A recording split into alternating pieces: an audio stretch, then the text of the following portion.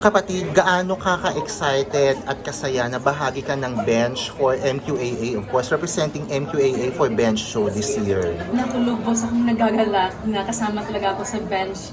And not just any bench fashion show, it's the biggest comeback of the bench fashion show, Body of Work. I'm so excited. And thank you so much mga kapatid na inaabangan nyo naman ako. Thank you so much.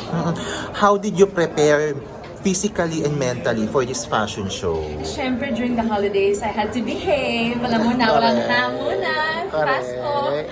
So, ayun lang, very simple, just calorie counting, tapos nag-gym ako ulit. Simple things. It's more of sustaining a lifestyle rather than just and good things about this fashion show is that it gives you a more inspiration to really pursue and maintain that lifestyle. Correct. O speaking of lifestyle, you just joined. Yes.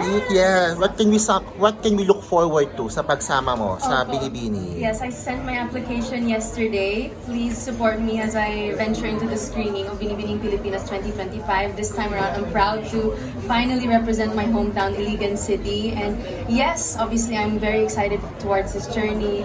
And hopefully, you'll have more self-improvement to look out for. And I think I need to be much more outgoing this time around. So, Yes. siguro mas magpo-post na ako ngayon, promise mga kapatid. Correct.